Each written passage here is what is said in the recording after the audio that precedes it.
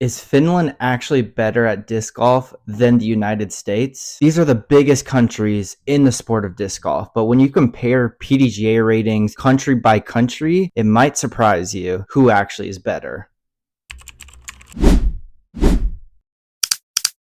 That is right, guys, and in today's video, we're going to be doing a complete analysis of both the United States and Finland, really debunking the ratings of each country. As the United States is by far the largest disc golf community and country within the sport, but Finland is a very close second. As relative to their population, Finland is crazy about disc golf, and we've seen that in recent tournament years with Worlds there last year and just a lot of good disc golfers coming out of Finland for such a small country. And before we get too far into this video, I do want to give away a disc in this video. We have a really sick USA Explorer. It's got like confetti in it. Super sick. Honestly, has a really good profile on it as well. To enter, all you guys have to do is like this video, subscribe to the channel, and comment down below who you think is better, USA or Finland, before even watching this video. And like I said, to join the giveaway, all you guys got to do is like, subscribe, and comment down below who you think is better, USA or Finland. All right.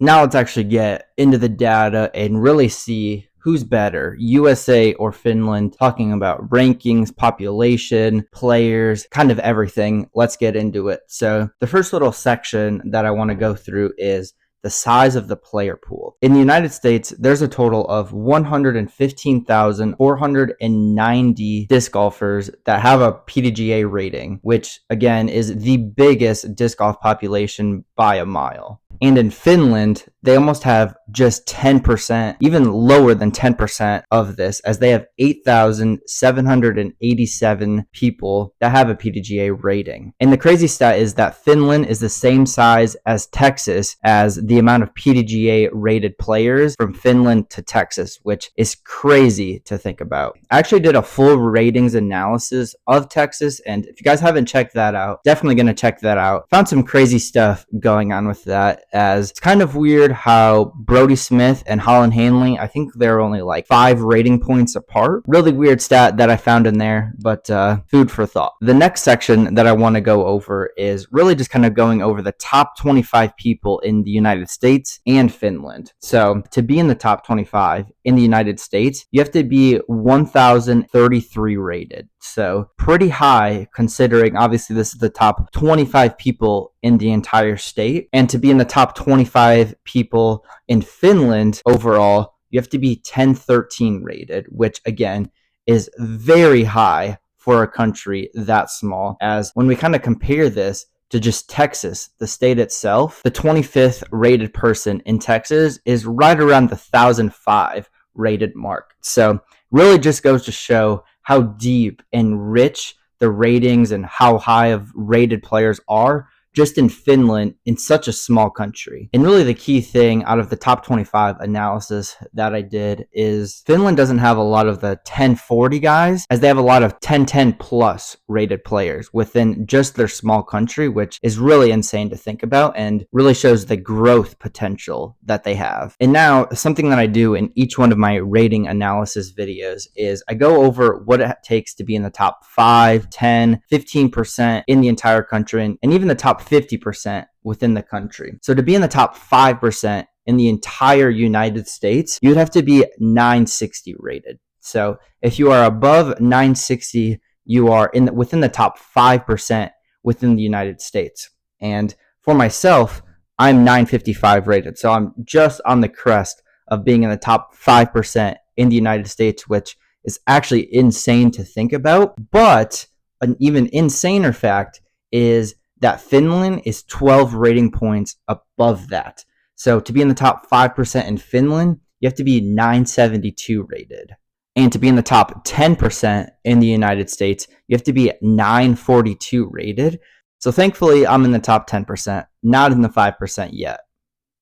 And to be in the top 10% in Finland, you have to be 957 rated, which really just shows you the amount of really good players that they have in Finland. And really where it shows the biggest separation is in the top 25%. So to be in the top 25% in the United States, you have to be at least 914 rated. And to be in the top 25% in Finland, you have to be 936 rated. And then the biggest and most separated percentile that I do is the 50 percentile. And this is where you can see the median, the average player in each country from the US to Finland, and it's insane. So to be in the top 50% in the entire country of the United States, you have to be 878 rated. And to be in the top 50% in Finland, you have to be 905 rated. So let's say you're a 915 rated player in the United States. You just barely crack in to the top 25 in the United States. And you're not in the top 25% in Finland, though, if you live in Finland. And even crazier, in the top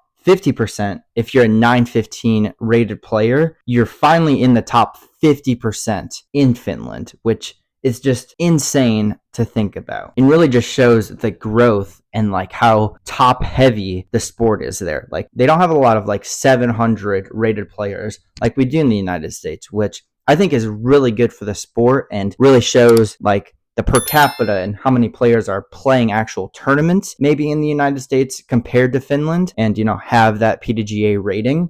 But it also just shows that of the players that are playing tournaments in Finland are very highly skilled and like very competitive and maybe very strategic on the tournaments they play and kind of how well-rounded their game is. In the next little subsection that I do like to throw into each one of these videos is really what the lowest rated person in each country is. And as we know, with a bunch of people playing in the United States, and obviously there being a wider spread of players, I mean, we have the highest rated player in Gannon, and then the lowest rated player in the United States is actually 12 rated. Now, obviously, this could very easily be like a 6-year-old trying to play a course for the very first time and maybe even playing disc golf for the very first time. So obviously, don't be judging them too much in the comment section below, but the lowest rated person in the United States is 12. And the lowest rated person in Finland is 226 rated. So maybe they don't have as much of the younger population on the come up there in Finland, and they really maybe just take pride in when to actually start tournaments. But I do like that we have the younger generation in the United States just getting out there and playing a tournament, even if you are 12 rated. And obviously kind of doing the whole analysis really kind of brings us the question of, is Finland ratings inflated? And this is really the big question that I get on a lot of the videos that I do film, as I filmed a Minnesota video where a lot of the ratings in Minnesota are a little bit higher than other states just within the United States. And other states like South Carolina have deflated disc golf ratings. So it's kind of interesting to kind of see a state by state, let alone a country by country. But going back to kind of the question that, is Finland ratings inflated with how high their ratings are? And I would have to say no, as I am a big believer that ratings are kind of spread out in average throughout the whole country and state by state. As players travel from all over the world, state to state, and that really averages out the ratings overall, as all of the pros are going over to Finland and Estonia right now and playing in these huge tournaments and mixing together the ratings. Players that haven't played against each other are playing against each other. And when I go play big A tiers, like I've played in Arizona and South Carolina, like I'm playing with players that I haven't played before, and the rating systems are mingling within each other, going back and forth, if that kind of makes sense.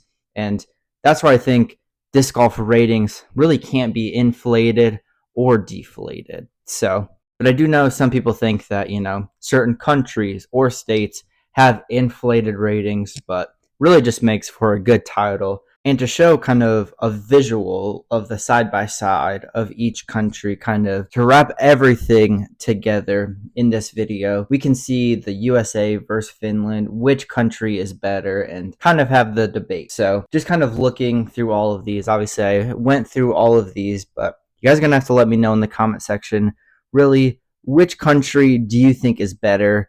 Is it the United States or is it Finland? In my personal opinion, I do think we have to give the edge to the United States, just with the amount of growth and population and young talent that is being built within the United States. But I do think Finland is right behind the United States, as we can just see it within their PDGA ratings. The people that are playing disc golf and are taking it seriously are really going to that next level and are extremely good players. And I can only imagine what the country of Finland is going to look like within the next 5, 10, 20 years. I mean, they very easily could be dominating the sport with the domes that they have during wintertime and stuff like that. So insane. Like I said, let me know what country you guys think is better in the comment section down below. If you guys are new here, we have a huge goal to hit 1,000 subscribers by the end of this year. I think we're sitting right around the 320 range as I'm putting this video together for you guys. So it would mean the absolute world to me if you guys did hit that subscribe button. And again, we are giving away this disc to a subscriber on my YouTube channel. Again, like, subscribe, leave a comment down below, and I will be doing a drawing to see who wins. So make sure you guys subscribe to the channel and to help out with that goal. We do a bunch of like rating analysis videos, and my favorite videos to put together are my own personal amateur disc golf vlogs, as we kind of analyze my rating and my rounds overall, and actually have amateur content, which I feel there's not a lot of, at least in the disc golf world currently. So again, guys, like, subscribe, do all of the YouTube things, and as always, be nice to yourself.